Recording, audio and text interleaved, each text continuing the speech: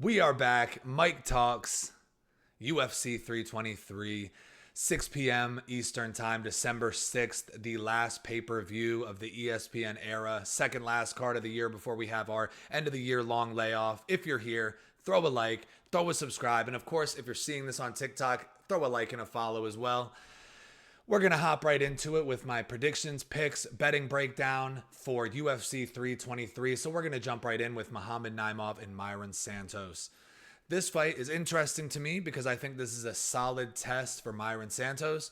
Muhammad Naimov is pretty solid in terms of his skill set. He's well rounded. He can strike. He has some flashy spinning stuff.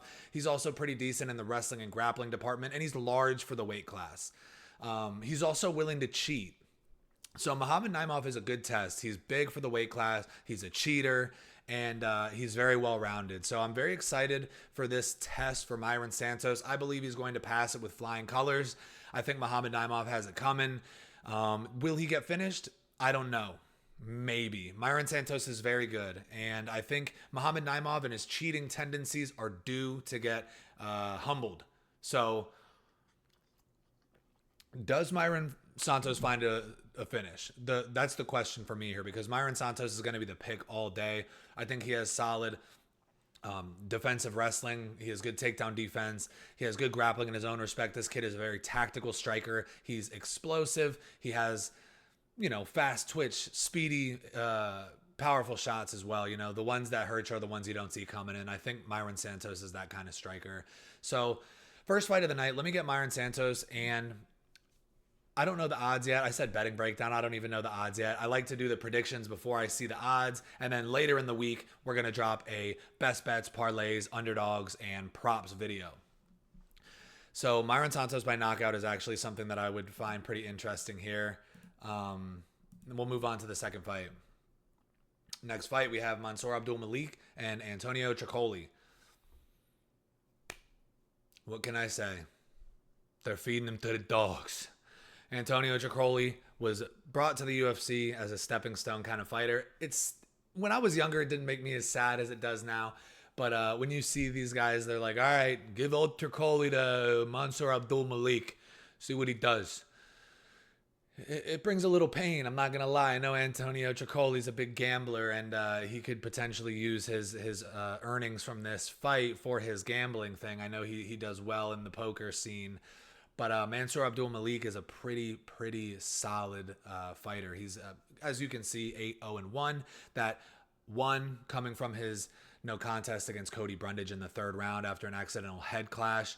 This guy is, for how green he is, he's a very promising prospect of the division. I think he's incredible for a green and inexperienced fighter. He has explosive power, good wrestling, hellacious ground and pound. And I think that he's, if they build him correctly, he's a high potential product. I think he's well rounded. If he's, in the right hands, which it seems that he is, I think he has a pretty solid, promising career here. And for this fight, it's another. Well, for Myron Santos, it was, will he finish? For Mansour Abdul Malik, it's going to be, when will he finish and how will he finish? Because I think Mansour Abdul Malik, this fight was given to him for a highlight. So Mansour Abdul Malik, I could see him landing a bomb on the feet. Tricoli is kind of tough, so I could see him not getting knocked out completely cold, falling down and getting ground and pounded viciously. Or does Mansour Abdul Malik decide to fuck everybody's parlay up and snatch up a sub? We've seen it plenty of times. Inside the distance for this fight is probably going to be like minus 350. So if I'm looking at anything, I'm probably going to play Malik by round one. Just Malik round one, which is probably going to be minus 160. So probably not even going to play that. But round two could be interesting as well, because Antonio Tricoli is tough and Abdul Malik is a little bit green. I'm not saying Tricoli has any sort of chance here. I'm just saying that Mansour Abdul Malik could take his time. But this is an easy pick. I've spent too much time talking about it. RIP Tricoli. He's on the chopping block after this one, unless they want to use him for another stepping stone fight. We're moving on. Ooh, a light heavyweight division between Ibo Aslan and Iwo Baranowski. Iwo Baranowski. That's what we'll go with. It sounds Polish. Ibo Aslan is not good. He has power. He's not that fast. He doesn't have grappling. This guy Baranowski, he's pretty solid. He was a huge underdog on Dana White's Contender Series. I'm pretty mad. I actually didn't do any. I didn't do much research on him. You know, it's limited, a 6-0 fighter. But I just added the other guy by finish to the parlay, and this man sparked him with the absolute first strike he landed. So that left a sour taste in my mouth. But I gotta say, it was electrifying, and I think he's gonna make easy work of Ibo Aslan. Is that a hot take? I think Ibo Aslan is just, I don't even know if he's overrated. Do people think Ibo Aslan is good? I'm not trying to be a hater, all right? And I respect the fighters. I respect Ibo Aslan. He's tough. He goes out there. He's a competitor, and he likes to fight. That's the thing about Ibo Aslan I like. He likes to fight, you know? He's not going to go in there and smell you. He's going to go in there and try to knock you out. So respect to Ibo Aslan. I just think Baranowski is going to be the better fighter, more well-rounded. If he needs to use wrestling and grappling, he will. I think that we could find a ground and pound finish, submission finish. We've recently seen Ibo submitted by Iwan Kutalaba, which I called. Iwan Kutalaba by submission, called that shit. So, but I don't know if that's going to be the route Baranowski takes here. This could take place on the feet. I'm just going to side with Baranowski. I would imagine he's got to be a favorite. I really don't like looking at the odds, but when I'm talking about it, I wish I knew so I could gauge like inside the distance props, you know, because obviously Mansour Abdul Malik, I can guess he's going to be a minus 800 or something like that. So his inside the distance is probably going to be around minus 300, minus 400, something like that. But for this fight, I think the odds are going to be a little bit closer just because Ibo Aslan is an experienced fighter. He has some fights in the octagon at this point, and Baranowski is making his debut. But I'm going to rock with the debuting fighter, and I think he's going to find a finish in this fight, especially because of Ibo's style too. Ibo presses the finish, so it's going to bring the best out of Baranowski here. Let me get the debutant, and we will move to the next fight. Oh, Edson Barbosa and Jalen Turner at lightweight. Jalen Turner's back. He's probably the best 14-9 fighter you've ever seen. He has all the skills, but something up here ain't right. That being said, Edson Barbosa's 39. He's taken quite a bit of damage over his career. You know, Edson Barbosa's live all day is what I want to say. But it seems like if he does not find an early finish, that power starts to fade. His stamina starts to fade. And we saw it against Drakkar Klose in his last fight. Obviously, Drakkar Klose presents different problems than Jalen Turner. He's more of a press you against the fence, tire you out, and then start to strike with you a little bit once you're gassed kind of fighter. And I think Edson Barbosa was close in that one. I thought it could have went either way. I was probably being a little bit biased because I'm a big Barbosa fan. But he got his ass beat in round 2 by Drakkar Klose. And Drakkar Klose is no spring chicken. He's 38 years old himself. Jalen Turner, 6'3". He's only going to have a 2-inch reach advantage according to this ESPN stat. For some reason, that doesn't seem right, but I'm just going to go with that it is. He's a tall, rangy striker. He has finishing potential in the grappling and the striking department.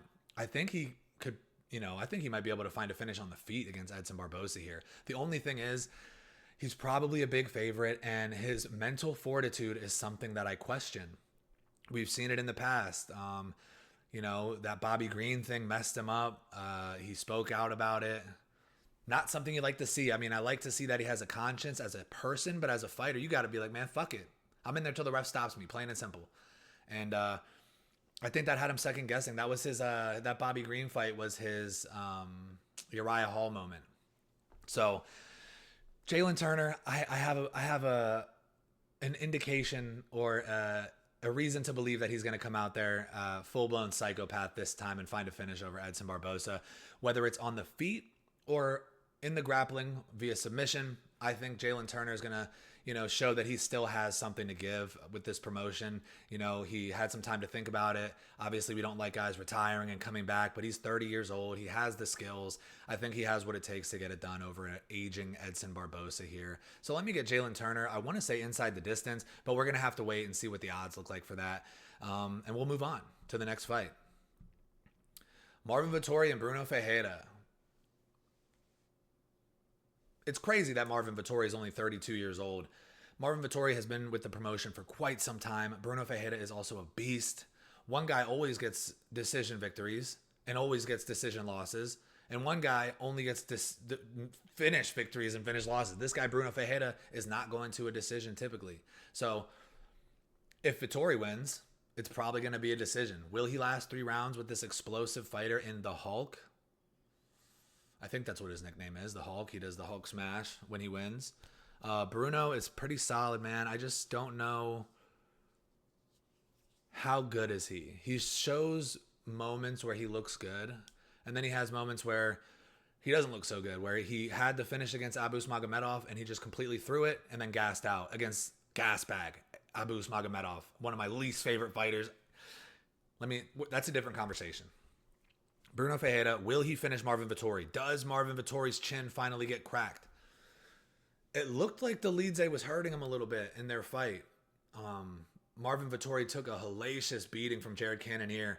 Still hasn't cracked yet. Is Bruno Ferreira going to be the guy to crack the chin of Marvin Vettori? At age 32, absolute brickhead Marvin. Shit. I don't know. This is a really tough one to pick.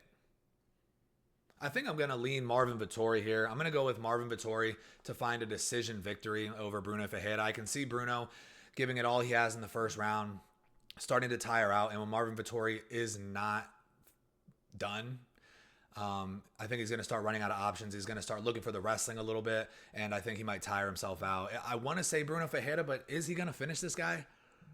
I don't think so. I don't know. I mean, I will be surprised if Bruno Ferreira finishes this fight. And that could be a live play for sneaky props of the week. Bruno Ferreira to win by decision. The odds on that one are probably going to be pretty crazy. So we'll wait till the best bets video, but that could be a cheeky play. But for the pick only, I kind of want to go with Marvin Vettori. I think he's going to have the better cardio. His durability is solid, and I think he can go toe-to-toe with Bruno Ferreira. So we'll ride with Marvin Vettori very apprehensively, Marvin Vettori, but I think he's going to be durable enough to survive. Next fight. My phone's getting blown up now, of course. Nazim Sadykhov and Fares Ziam. This right here, this might be my favorite fight of the entire card. We have 2 surging prospects in the lightweight division. It's a shame that they're being pit against each other, but the winner of this fight is getting a ranked opponent. I can only assume that is the case.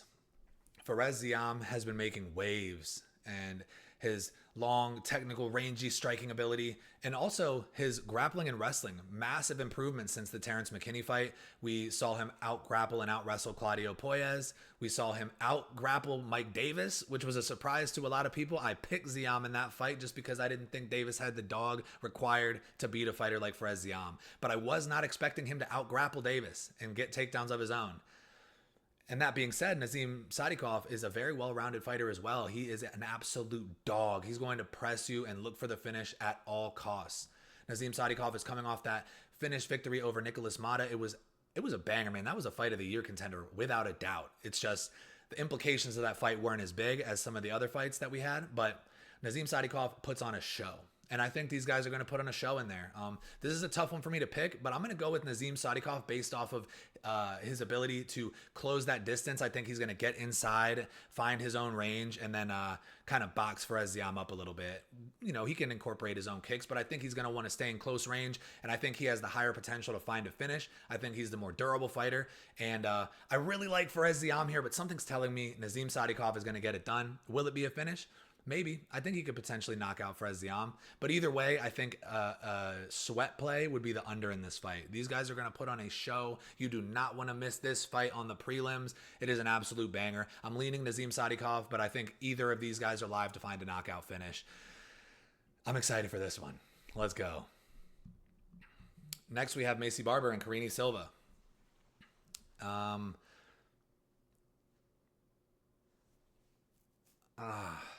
I'm going to go with Maycee Barber here. Karine Silva is good. She finishes almost all of her fights. Is she going to finish Maycee Barber? I doubt it. Maycee Barber has the better cardio here. We've seen Karine Silva gas. I mean, I know it was against Viviane Arujau, but I just think Maycee Barber is going to be better here. She's more violent. She's more willing to engage in the fire. I know Karine Silva will strike on the feet. I think she's going to be at a disadvantage on the feet, and she's going to look to wrestle and implement her grappling. I think Maycee Barber will be stout enough in terms of her takedown defense and her get-up game and submission defense that she'll be able to find her way back to the feet. Karine Silva gets tired, and then the latter half of the fight, rounds 2 and 3, Maycee Barber will pick up the pace and find a 29-28 decision victory over Karine Silva. That's going to be the pick. Early lean, Maycee Barber. I think she's a pretty solid prospect. A lot of people aren't too high on her, but I do like her a lot. And next we have another one of my favorite fights of the entire card. We got a lightweight bout between Chris Duncan and Terrence McKinney. This fight goes one of two ways. Terrence McKinney wins in the first round, or he gets finished. And he could get finished in the first round. Chris Duncan is a very durable fighter from Scotland. You already know we're repping Scotland all day. Chris Duncan is going to be the pick here. I love Terrence McKinney. I just cannot trust him against a guy who has shown time and time again that he has insane durability and insane will to win a fight. I don't think he's getting submitted by McKinney, so McKinney is going to have to chin him in the first round. I don't think that's going to happen. I think it's more likely Chris Duncan chins him in the first round, but we'll say that Chris Duncan ends up making it to round 2, and that's when he's going to take over, ground and pound, and potentially find a submission finish over Terrence McKinney when he shoots in on a sloppy takedown after he's gassed out. Let me get Chris Duncan to win this fight inside the distance, and if submission is way, like if knockout's plus 130 or plus 160 and submission's plus 600 or something crazy, I like to take that value play because I think either of those are live. And inside the distance as well, if it's plus money, I think Chris Duncan should be able to get it done here. Under is going to be a hammer spot in this fight. You know that's the case anytime Terrence McKinney's fighting. One of the most entertaining guys we've ever seen. Kill or be killed. The absolute definition of it. This is going to be a fun one. Let's go. Chris Duncan, Scottman. Let's go. Scotland, baby. All right. I'm hyped. I'm hyped for this card. Next, we have another banger. Grant Dawson and Manuel Torres. Grant Dawson, one of my least favorite fighters in the entire UFC of all time in the history of the sport, against one of my favorite guys in the lightweight division right now, Manuel Torres. Vicious striking, solid submissions as well. Manuel Torres, I'm taking him to get it done here over the wrestle fucker in Grant Dawson. Of course, we could see Manuel Torres get taken down and controlled for 3 rounds, but that's not the fight that I want to see. So maybe I'm being a little biased here. But I'm going to go with Manuel Torres, and I'm going to go with Manuel Torres to absolutely nuke Grant Dawson. Take that hype, whatever hype Grant Dawson has left, take it away from him and surge up into a potential top 15 matchup. I think Manuel Torres, I think he can defend takedowns. I think he's going to be able to survive if it goes down there. Grant Dawson isn't that big of a submission threat. We've seen him hold guys down time and time again. And I just think Manuel Torres has the dog required to win this fight. I'm really rooting for him. Like I said, this might be the most biased pick I have on the card. I might be blinded by my disdain for Grant Dawson here. But I'm going to say Manuel Torres gets this done, and I'm going to say he gets it done by knockout in either round 2 or round 3. Maybe even round 1. Fuck it. Manuel Torres by knockout. That's what we're rocking with. And next we have a high-profile fight between Jan Blachowicz and Bogdan Guskov in the light heavyweight division. Something's telling me Blachowicz is here and live for a knockout, but he is 42 years old. He fought well against Carlos Ulberg, but this is a much different stylistic matchup. I think Guskov is going to press the pace a little bit more, and that's what I think puts him in danger here because Jan Blachowicz still has power. The power is the last thing to go. So Jan Blachowicz is live for a knockout here, man. I don't know why I can just see him nuking Bogdan Guskov. But if we're looking at trends and where their careers are lining up right now, Jan Blachowicz is on the way down. Bogdan Guskov is on the way up. So I'm rooting for Guskov here just because he's young blood. He's exciting. He states, I'm looking for a finish every time. I'm trying to put on a show for the fans. I love hearing shit like that. Bogdan Guskov is a man of the people, and he is looking to provide an exciting fight time and time again. And I think he can pass the test of Jan Blachowicz, and this will be a sweat. If you're taking Bogdan Guskov here in this fight, it will be a sweat. Every time Jan Blachowicz throws one of his bombs, oh my God, oh, okay, you got it. All right, we're back. It's going to be a sweat, but I'm going with Bogdan Guskov. Will he find a finish? Hard to say. Jan Blachowicz is a pretty durable fighter, but this one should be a banger as long as it lasts. It could go all 3, but I'm going to go with Bogdan Guskov hesitantly again, another apprehensive pick because I do think Jan Blachowicz still has the power to find finishes in the UFC. But let me get the surgeon guy, Bogdan Guskov. He has momentum right now, and I think he has a real opportunity to shoot himself up into the rankings. Next, we have Peyton Talbot. Peyton No Picture Talbot against Henry Cejudo. I mean, just off rip, if somebody says Henry Cejudo and Peyton Talbot, I'm thinking Henry Cejudo is going to win this fight. We just saw Peyton Talbot get wrestle-fucked by Raoni Barcelos. And then he comes back and he's able to out-grapple Felipe Lima. Felipe Lima is not Henry Cejudo. However, Felipe Lima is a lot bigger than Henry Cejudo. And this is not pure wrestling. This is a fist fight. Something's telling me Peyton Talbot has a real chance to win this fight. I do not think he's going to find a finish. If there is a line and it's close to even money, over 2.5, minus 110 or something like that, or even plus money for the over, I think that's a solid play here. Henry Cejudo is durable. He's very crafty. He's a great wrestler, super high fight IQ, and he has very good striking as well. Obviously, this is Triple C we're talking about. He's a legend. He is 38 years old, though. He's going to be a lot smaller than Peyton Talbot. I just think when it comes down to it, Peyton Talbot will be the stronger guy here, and I think he has been working. If I'm Peyton Talbot, I'm working on wrestling all day, all night, working on submission defense. Henry Cejudo isn't really a submission threat, but I think Peyton Talbot's going to find a way to get it done. 29-28 close decision, potentially a split decision as well. This is a really, really big opportunity for Peyton Talbot to find himself moving up in the ranks, potentially getting that Sean O'Malley fight or another big name. We'll see what happens, but I'm going to go with Peyton Talbot. I made the mistake once of picking him over Raoni Barcelos. In hindsight, I felt stupid because he was such a big favorite, but I'm going to assume the line is going to be closer on this one. This might be a sit-out fight. If we see Peyton Talbot 2-1, 3-1 favorite, I don't know if I'm going to bet Peyton Talbot unless his decision prop is plus 200 or better, because I think that Henry Cejudo will be able to survive 3 rounds and make this an interesting and close fight. So let me get Peyton Talbot. I'm going to be so annoyed if I even said it. First thought, yeah, Henry Cejudo wins this fight. But I'm going to pick Peyton Talbot because he's bigger and I think he's been working on his wrestling. If Henry Cejudo wins this fight, I'm going to be so annoyed with myself because the obvious pick for me was Henry, but now I've talked myself into Peyton Talbot. We're just going to say, fuck it, keep Peyton Talbot as the pick for now, just because he's young, he has a lot of hype, he's an entertaining fighter, and I want to see him win. So this is a biased pick as well. Do not trust me on this one. Next, I believe we have the co-main. Is this the co-main? Yes, it is. Co-main event, Brandon Moreno and Tatsuro Taira. This is a tough fight. This is a tough fight for Brandon Moreno. Tatsuro Taira has really showed, in addition to his high-level grappling and wrestling, he has shown massive improvements in his actual physical strength. He's 25 years old now. We've seen him growing into a young man. He's starting to get his grown man strength. We saw it in his last fight. But his last fight, who the fuck was he even fighting? The Korean. I cannot remember his name for the life of me right now. But he completely manhandled, dismantled him. He was winning on the feet, and then he was winning on the ground. And there was nothing he could do about it. I'm going to go with Brandon Moreno here.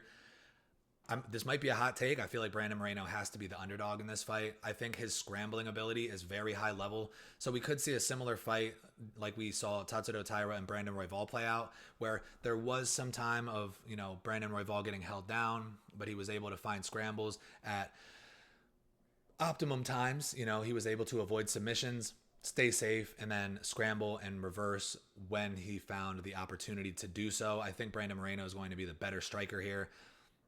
Same height, same reach, so there's not going to be too much of an issue. One thing I could see, though, is Taira shooting that knee up the middle. Brandon Moreno likes to move his head around, duck down when he throws and when he's dodging. So Tatsuro Taira could be live to find some sort of knee and hurt Moreno.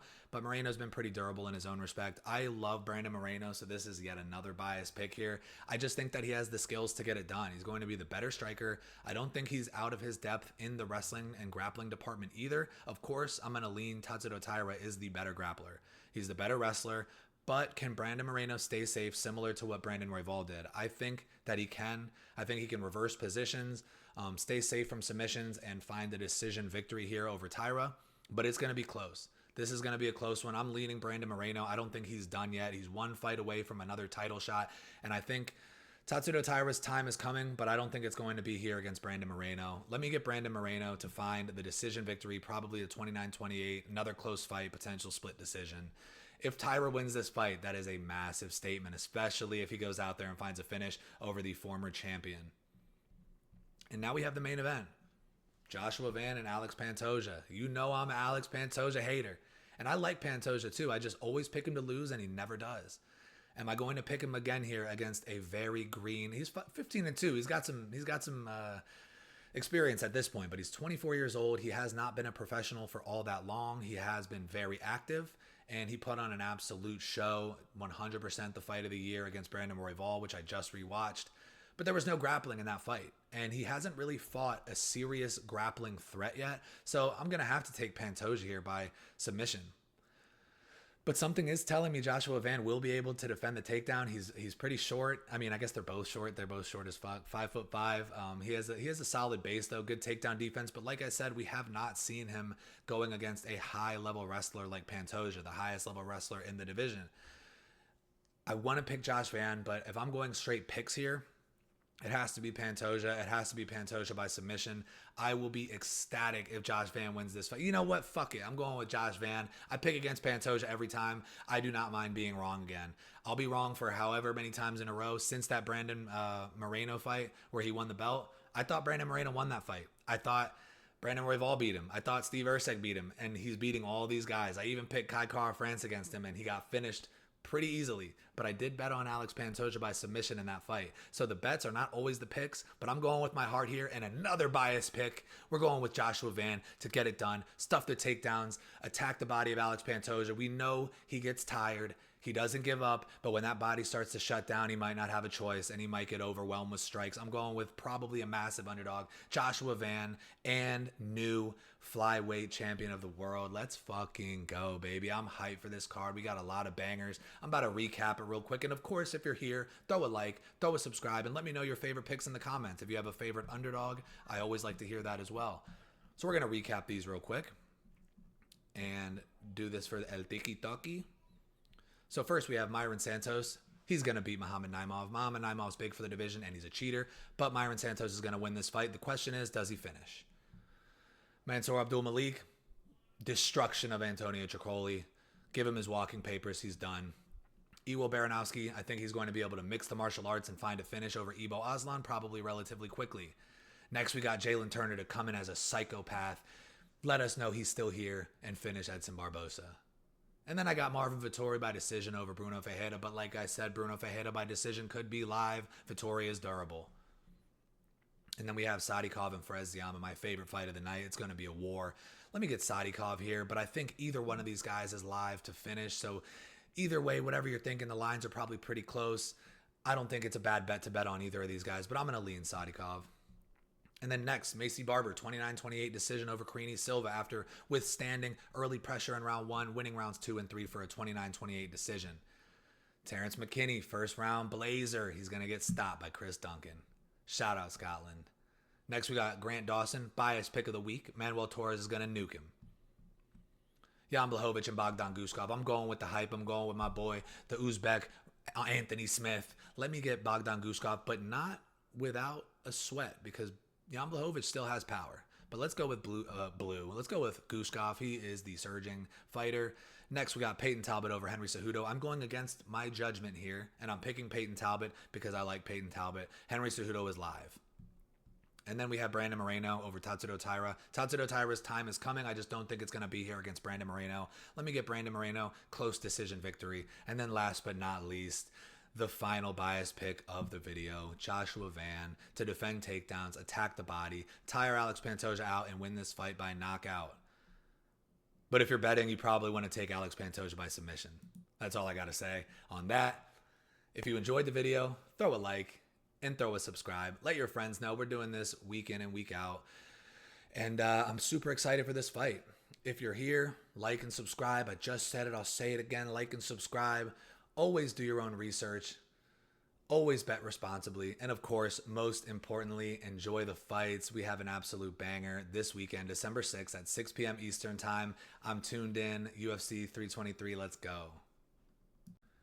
It looks like I forgot the main event. Petr Yan is taking on Merab Dvalishvili in a rematch for the bantamweight title. I don't know how I missed this one. I knew it was the fight. I just got a little bit ahead of myself. So we're going to go with another biased pick. The last pick of the card is going to be Petr Yan to finally get it done. He's going to right that wrong. He was not able to keep Merab off him in the first fight. He did not succeed in a lot of his takedown attempts, but he was pressing Jan against the cage and completely nullifying him for the majority of the fight. He attempted like 50-some takedowns. It was unbelievable. I think Petr Yan is the best fighter in the division. Merab Dvalishvili just has unparalleled cardio, will, grit, and determination to win fights. So Merab Dvalishvili here by decision seems like a pretty likely outcome, but I'm going with my fan pick here. Petr Yan is just such a well-rounded, entertaining. He's great with his trips, his wrestling, his striking is second to none. It's the only thing. The only thing is that Merab Dvalishvili is the better wrestler, and he also has the better cardio. But Petr Yan is no slouch in the cardio department either. The odds are stacked against him. He's a huge underdog. Merab Dvalishvili is the logical answer, but I'm not going with logic. I'm going with my pick in Petr Yan. Shock the world. Let's go. 2 underdogs, 2 turns of the tide and title shots. Petr Yan and Joshua Van both to get it done. But if you're betting, these guys are both probably going to lose. So go with Alex Pantoja by sub and Merab Dvalishvili by decision. But either way, I'm rocking with Petr Yan. Let's go.